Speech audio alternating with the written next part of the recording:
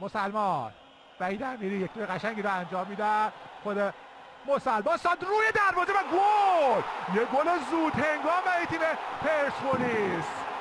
پرسپولیس 1 استقلال 0. سروش رفیعی خودشو میرسه به محوطه جریمه و حساب کار 1-0 میکنه. حرکت عالی از سمت چپ و در تصویر آیسته بهتر میبینید که چجوری دروازه مهدی رحمتی باز شد.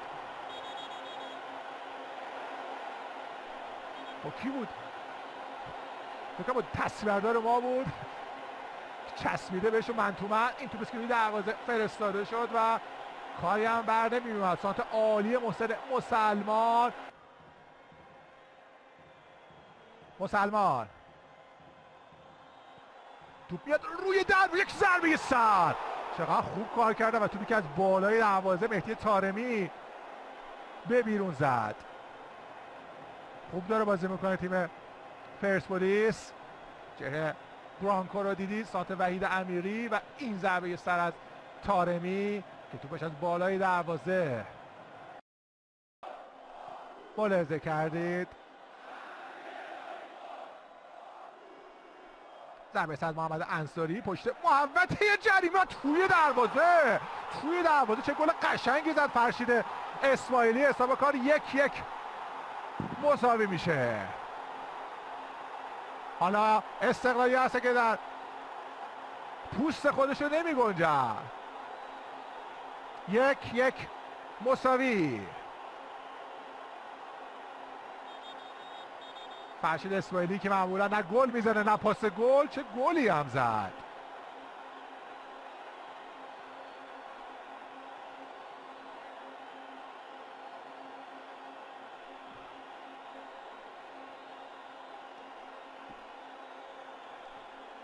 و بالاخره طلسم گل نخوردن پرسپولیس هم شکسته شد. 580 دقیقه دروازش بسته باقی موند.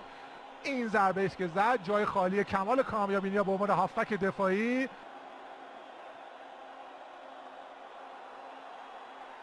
با تمرکز بازیکن استقلال خود فرشید اسماعیلی به دهانه دروازه و گل دوم قربانی میزنه. استقلال 2 پرسپولیس 1. این بار فرشید اسماعیلی پاس گل داد و چقدر رویایی داره پیش میره اوضاع برای منصوریان.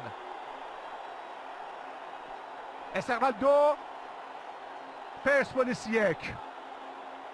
رنده گل علی قربانی. بهت در چهره برانکو دیده میشه. این ساندویچ که انجام شد، این ضربه سر رامی به دهانه دروازه و توپی که از کنار دروازه بیرون میزنه مهدی طارمی. میلیمتری فکر کنم رفت بیرون. میگه منو ببین. این توپیست که فرستاد رامین رضا پشت سرش صابون ضربه رو و توپ از کنار دروازه. یه موقعیت توپو برمیگرده نه فرشاد احمدزاده توپشو گرفت. سروش رفیعی، طارمی ضربه رو میزنه و رحمتی توپو در اختیار میگیره.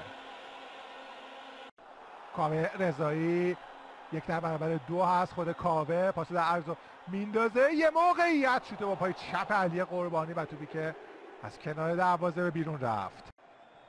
پرتاب سری انجام میدم. مهدی طارمی تک و تنهاست در مقابل دروازه. سانت روی دروازه، سانت خوب پشت محوطه. موقع به محسن مسلمان، ضربش به خسرو ایدری برخورد میکنه. توپ بعدی رو هم مسلمان، سانتر او روی دروازه، یه ضربه سر. توپ بعدی رو هم میزنن. رامین رضایی ضربه رو میزنه، خوبم زد. توپش از کنار دروازه به بیرون رفت. با هم نگاه میکنیم. محسن مسلمان توپشو گرفتن. نورافکن یه پاس عمقی رو میندازه. کاوه رضایی دو بازیکن در مقابلش هستن و گل سوم کاوه رضایی میزنه. چه پایان خوشی برای نیمه اول استقلال. استقلال 3 پرسپولیس 1. رامین رضایی رفته داره با بیرامن دعوا میکنه، میگه چی این توپا رو بلند میندازی تو؟ منصوریان رو نگاه کنید چقدر خوب زد این گلش رو کاوه رضایی. حالا استقلال 3-1 جلو میفته. انصاری در برابرش بود، یه حرکت در عرض عالی زد ضربشو. کاوه رضایی حساب کار 3-1 میکنه. سروش میبره به سمت چپ، فرشاد احمدزاده سانتش انجام میشه روی دروازه، ضربه سر زد مهدی طارمی، فکر کنم به یکی خورد و بعد سروش رفیعی یه پاس در عمق عالی رو میندازه، ضربه رو گرفت مهدی رحمتی. چه پاسی داد سروش و مهدی رحمتی دروازه تیمش رو نجات میده. با هم نگاه میکنیم پاس فوق‌العاده حرکت کرده عقب‌تر ماهینی مسلمان و ضربه که از راه دور با اختلاف زیاد به بیرون میزنه. محسن مسلمان سانتور روی دروازه و کورنر برای تیم پرسپولیس به دست میاد.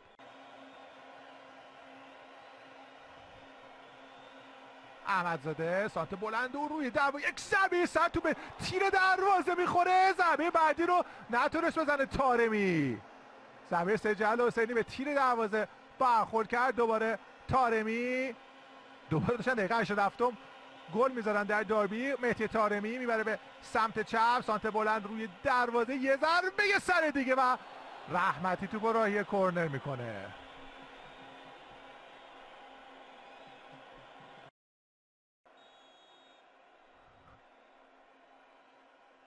پرتاب از وحید امیری، این ضربه سر توی دروازه، گل دوم میزنه. اوه اوه اوه، فکر کنم زدش مهدی رحمتی، کارت زرد دوم و اخراج میشه مهدی رحمتی. 3-2 میشه حساب کار. الان دیگه دروازه‌بان ندارن، تعویضا رو انجام دادن یکی و بره تو گل وایسه. چه بازی شده این دقایق پایانی. 3-2 میشه حساب کار.